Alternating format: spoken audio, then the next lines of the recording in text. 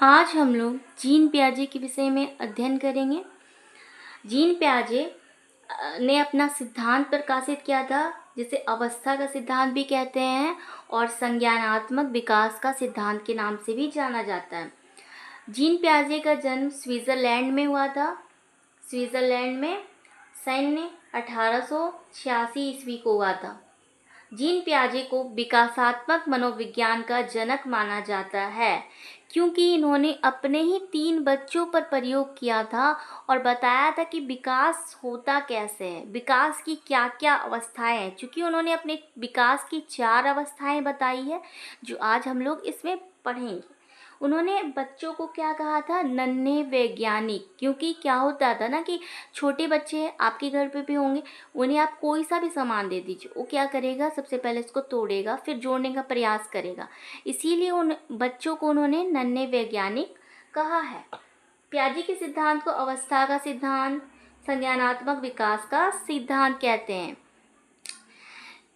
पियाजे के सिद्धांत को अवस्था के सिद्धांत इसलिए कहते हैं क्योंकि स्टेजेस में उन्होंने जब बताया तो पहले 0 से 2 वर्ष, फिर 2 से 7 वर्ष, फिर 7 से 11 वर्ष, फिर 11 से 15 वर्ष, उम्र के अनुसार कि किस अनुसार से विकास हो रहा है, तो उस विषय में बताया कि किस तरह से बच्चे का विकास होता है, उसका संज्ञानात्मक जो मानसिक विकास किस तरह से होता है, संवेगात्मक विकास किस तरह से होता है, मतलब संज्ञानात्मक विकास के सिद्धांत को जीन पियाजे ने बताया था। उन्होंने अपनी पुस्तक जो लिखी थी 1929 में, the language of the thought of the child,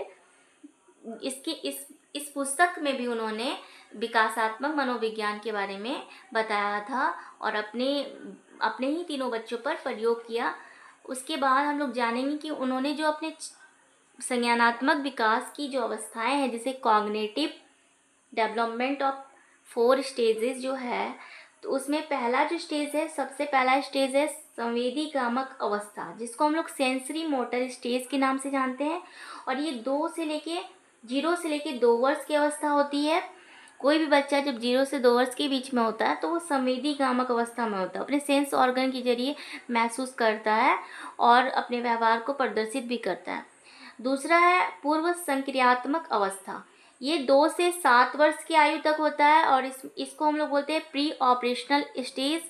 इसमें बच्चा प्रतीकों का प्रयोग करना, खिलौने का प्रयोग करना सीख जाता है, बहुत सारी चीज़ें आगे हम लोग जानेंगे। उसके बाद है मूर्त संक्रियात्मक अवस्था, जिसको हम लोग कॉन्क्रीट ऑपरेशनल स्टेज के नाम से जानते हैं। और यहाँ पे बच्चा 7 से 11 वर्ष की आयु तक का बच्चा को मूर्त संक्रियात्मक अवस्था बोलते हैं, क्योंकि यहाँ पे क्या होता है, बच्चा जिस चीज़ को देखता है उसी के विषय में विचार करता है, तर्क करना सीखता है। उसके बाद आता है फॉर्मल स्टेज, जिसको औपचारिक संक्रियात्मक अवस्था भी कहते हैं, जो कि 11 से 15 वर्ष तक की आयु का होता है। उससे पहले हम लोग जानेंगे कि स्टेजेस पढ़ने से पहले हम लोग जानेंगे कि अनुकूलन क्या होता है, जिसको हम लोग एडेप्टेशन भी बोलते हैं। मतलब कि अपने आप को परिस्थिति के अनुसार ढालना। कोई भी इंसान है अगर जो अपने आप को परिस्थिति के अनुसार ढाल लेता है, जैसे कि आप कहीं पे जा रहे हो पढ़ाई करने के लिए, और या फिर किसी सोसाइटी में आप कहीं और रह रहे हो, गांव में और शहर में जा रहे हो, तो वहाँ के अनुसार ढल जाते हो। या फिर किसी लड़की की शादी होती है तो वो अपने मायके से ससुराल में जाके वहाँ एडजस्ट करती है, तो मतलब अपने आप को उस परिस्थिति के अनुसार ढालना ही अनुकूलन कहलाता है। अनुकूलन के 2 पार्ट होते हैं, एक होता है आत्मसातीकरण और दूसरा होता है समायोजन। आत्मसातीकरण का अर्थ होता है कि आपके पूर्व ज्ञान में कुछ नए ज्ञान को जोड़ना। जैसे कि आप कुत्ते के बारे में, अगर कोई बच्चा है वो जानता है कि कुत्ता काले रंग का है और वो भौंकता है, तो जब वो कुत्ता को देखता है, जब वो कुछ अपने मोहल्ले पे निकला और कुछ देर दूर जाने के बाद वो सादा रंग का कुत्ता को देखा और वो भी भौंक रहा था, उसके भी 4 पैर थे, एक पूंछ था, तो वो उसे समझ नहीं आता, तो उसके जो बड़े रहते हैं वो बताते हैं ये भी कुत्ता है। तो उसने अपने पूर्व ज्ञान में, मतलब कि काला भी कुत्ता हो सकता है और सफ़ेद भी रंग का कुत्ता हो सकता है, तो कुछ नया ऐड कर लिया। तो इसी को हम लोग बोलते हैं आत्मसातीकरण। उसके पश्चात जो होता है समायोजन। अब वो कुछ दूर जाने के पश्चात क्या करता है, एक बिल्ली को देखता है, लेकिन उसकी भी 4 पैर होती है, वो सादे रंग की बिल्ली भी होती है, काले रंग की भी हो सकती है, और एक पूंछ भी होती है। अब उसे समझ नहीं आ रहा होता है कि ये म्याऊं म्याऊं कर रही है, फिर ये है क्या। तो फिर जब उसे उसके पेरेंट्स के द्वारा या फिर जो उसके साथ ले जाते हैं वो बताते हैं कि इसे बिल्ली कहते हैं। तो अब वो क्या करता है, समायोजन का अर्थ होता है कि अपने ज्ञान में कुछ बदलाव करना, मतलब कि जो आपके पूर्व ज्ञान था तो उसमें कुछ बदलाव करना। तो जो कुत्ता का ज्ञान तो उसे पूर्व था ही थोड़ा सा, फिर सफ़ेद काले रंग का कुत्ते का पता भी चला, अब उसे बिल्ली का भी पता चला कि अब बिल्ली भी होती है और जो कि काले रंग की, सफ़ेद रंग की, किसी भी रंग की होती है और वो म्याऊं म्याऊं करती है। तो अपने ज्ञान में उसने परिवर्तन किया, इसी को हम लोग समायोजन कहते हैं। इसके अलावा भी एक वर्ड आता है स्कीमा।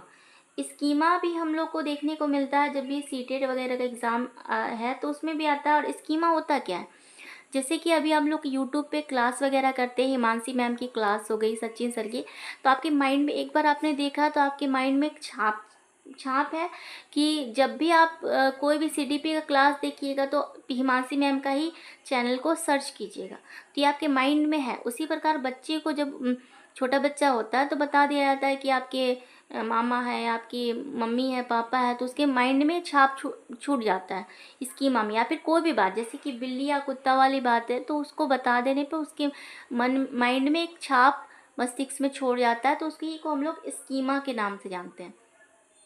तो ये तो हो गया स्कीमा और अनुकूलन, आत्मसातीकरण और समायोजन।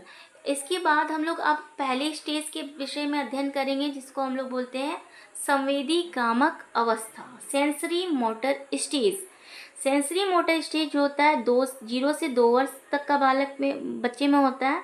मतलब कि वो अपने सेंस ऑर्गन के जरिए, सेंस ऑर्गन क्या क्या है, आँख, नाक, कान, त्वचा के जरिए गामक क्रियाएं करता है, जैसे कि पकड़ना, खेलना, अंगूठा चूसना, ये सारी जब क्रियाएं करता है तो इससे भी तो बच्चा कुछ ना कुछ व्यवहार को प्रदर्शित कर रहा है, सीख रहा है।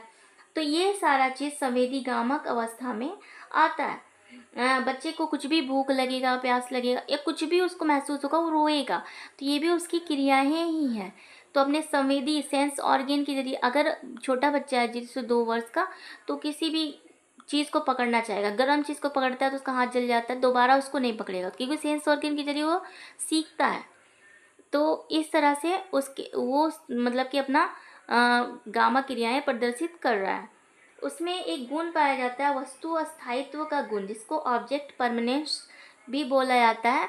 तो ये जो होता है 8 से 9 मंथ का जो बच्चा है उसके पश्चात होता है। एक छोटा सा बच्चा है, जब उससे आप कोई गेंद दे देते हैं, अब वो 8-9 मंथ का हो चुका है, तो फिर आप उसे छीन लीजिएगा तो रोएगा, और जब और कहीं छुपा दीजिएगा तो जब तक उसको खोज नहीं लेगा तब तक वो ढूंढता रहेगा। लेकिन एक उससे पहले का बच्चा 6 मंथ का है तो उसके हाथ में कुछ रहता है, आप छीन लेते हैं तो वो उतना ध्यान नहीं देता। लेकिन 8 मंथ के बाद, 9 मंथ के बाद उसके मस्तिष्क में एक छाप छूट गया था, ऑब्जेक्ट परमानेंस, वस्तु अस्थायित्व का गुण आ जाता है। अब वो उस चीज़ को खोजेगा।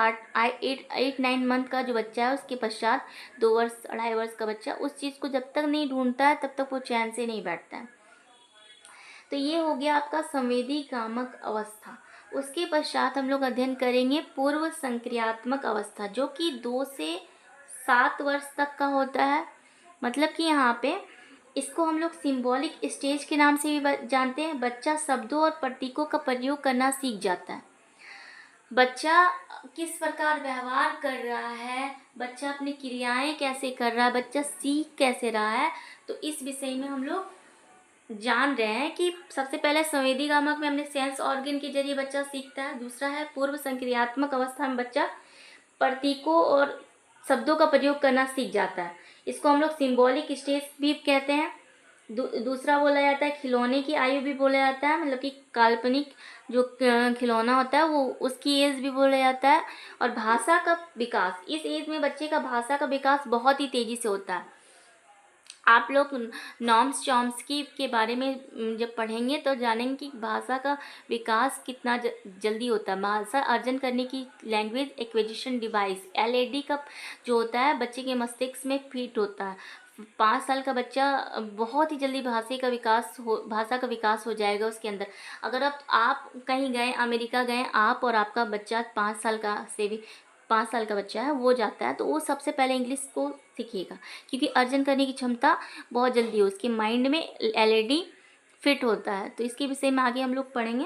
तो अभी हम लोग जाने भाषा का विकास जो है 2 से 7 वर्ष के बच्चे में बहुत ज़्यादा होता है। इस अवस्था में बालक पड़ोसी के बच्चों के साथ खेल खेलता है, छोटे छोटे बच्चों के साथ खेल खेलता है। पलटावे के गुण का अभाव रहता है, मतलब कि लैक ऑफ इरिवर्सिबिलिटी, मतलब कि उस जो अगर आप उसे 3+4 करने दीजिएगा तो बता देगा 7 होता है, लेकिन फिर से उसको पलट के बोलिएगा 4+3 क्या होता है तो बच्चा कंफ्यूज कर जाएगा, नहीं बता पाएगा।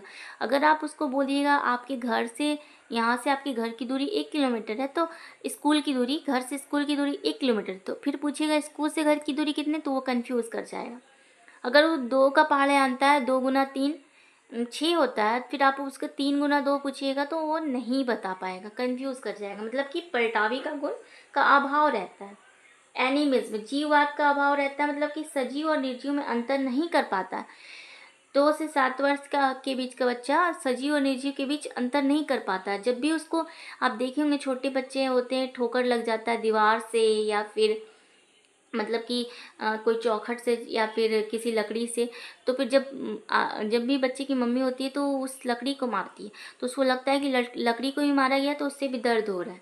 उसे नहीं पता होता है कि वो सजीव है या निर्जीव है। इस प्रकार उसके जो मतलब कि उससे जीववाद का जो एनिमिज्म का है उसमें अभाव होता है, सजीव और निर्जीव में भेद नहीं कर पाता। अहम केंद्रिता, इकोसेंट्रिज्म, मतलब कि बच्चा अपनी बातों पर अड़ा रहता है। छोटा बच्चे को देखे होंगे, अपनी बात जो बोल दिया वही सही है, अगर कोई दूसरा कुछ बोलेगा तो उसकी बात को नहीं मानता है। उसके अंदर ईगो होता है, ईगोसेंट्रिज्म का गुण पाया जाता है। फिर होता है कर्मबद्धा के, मतलब कि क्रमबद्धता के ज्ञान का अभाव, लैक ऑफ सेरिएशन। अगर छोटे बच्चे को आप दे दीजिएगा किसी भी चीज़ को कर्म से लगाने के लिए तो वो नहीं लगा पाता है, उसमें अभाव पाया जाता है। लेक ऑफ कंजर्वेशन, संरक्षण का भी अभाव पाया जाता है उसमें, कि एक छोटा सा गिलास ले लीजिए और एक बड़ा सा लंबा सा गिलास ले लीजिए, अब दोनों में सेम दूध को भरिएगा, लेकिन बच्चा कौन सा दूध को लेगा, जो लंबा रहेगा उसको लेगा। या फिर आप एक मिठाई ले लीजिए गोल और एक उसी मिठाई को चपटा कर दीजिए, तो बच्चा जिसमें देखेगा कि आकार बड़ा है तो उसी चीज़ को लेगा। उसके अंदर संरक्षण का अभाव होता है, आकार के आधार पर वो अंतर नहीं कर पाता है, वो आकार के आधार पर अंतर करना नहीं सीखता है। फिर तार्किक चिंतन का भी अभाव होता है। इस एज में 2 से 7 वर्ष का बच्चा ज़्यादा तर्क या फिर चिंतन नहीं कर पाता है। तो ये आप बेसिकली क्वेश्चन पूछा जाता है कि शब्दों और प्रतीकों का बच्चा प्रयोग कब करना स्टार्ट करता है, तो आप इसमें दे देगा आपको 4 sensory motor stage, pre optional pre operational stage दे देगा, फिर हो जाएगा कॉन्क्रीट स्टेज या फॉर्मल स्टेज दे देगा। तो उसमें से आपको बताना होगा कि कौन से स्टेज में बच्चा शब्दों और प्रतीकों का प्रयोग करता है। तो आप आराम से पता रहेगा आपको, तो लगा लीजिएगा। पूर्व संक्रियात्मक अवस्था में बच्चा शब्दों और प्रतीकों का प्रयोग करना सीख जाता है। फिर एनिमिज्म का ज़्यादा से ज़्यादा क्वेश्चन पूछा जाता है, तो एनिमिज्म जीववाद का अभाव, तो ये भी क्वेश्चन आया हुआ है। तो ये सारी चीज़ को आप लोग देख लीजिएगा एक बार। उसके पश्चात हम लोग आज अभी पढ़ेंगे मूर्त संक्रियात्मक अवस्था, जिसको हम लोग बोलते हैं कॉन्क्रीट स्टेज। कॉन्क्रीट स्टेज मतलब कि बालक चिंतन करना अब शुरू कर देता है। ये 7 से 11 तक इसको स्कूली एज भी बोला जाता है। स्कूल जाने की अवस्था हो जाती है, बच्चा स्कूल जाता है। तो अब बच्चे से कुछ पूछिएगा, दिन महीना समय, तो वो बताने लगता है, अब उसमें ज्ञान आने लगता है। फिर मूर्त चिंतन की अवस्था भी इसको बोला जाता है। फिर पलटावे का गुण विकसित, अब उससे 2 × 3 पूछिए या 3 × 2 पूछिए, वो बता देगा। घर से विद्यालय की दूरी या विद्यालय से घर की दूरी, अब वो बता देगा, अब कंफ्यूज नहीं करेगा। आप किसी चीज़ को आप कर्म से लगाने के लिए बोलिएगा, एक लाइन से लगाने के लिए तो लगा दे, कलर के आधार पे बोलिएगा तो लगा देगा, लंबाई के आधार पे बोलिएगा तो, क्योंकि बच्चा के दिमाग में अब चिंतन करना वो चालू कर दिया, आप सोचना समझने लगा है, तो वो सारा कुछ कर लेगा। फिर हम केंद्रिता के दायरे से भी बाहर बच्चा निकल जाता है, अब उसके अंदर ईगो नहीं रहता उतना। फिर चिंतन करना चालू कर, उसमें क्रिएटिविटी बहुत ज़्यादा होती है, क्योंकि स्टार्टिंग वाली अवस्था होता है तो उसमें क्रिएटिविटी बहुत ज़्यादा होती है। बच्चा बाहर दिन भर घूमेगा, कुछ ना कुछ करेगा, नया नया चीज़ करता है, तो क्रिएटिविटी बहुत ज़्यादा होती है। फिर समस्या समाधान भी करना प्रारंभ कर देता है। किसी भी चीज़ को अगर किसी की समस्या को सुनेगा तो बच्चा बोलेगा मैं भी कर देता हूँ। इस तरह से वो अब समस्याओं का समाधान भी करना प्रारंभ कर देता है। जिस चीज़ को देखता है, एक चीज़ है इसमें, इसको आप इसका नेगेटिव भी बोल सकते हैं, कि जिस चीज़ को देखता है उसी चीज़ के बारे में बता पाएगा।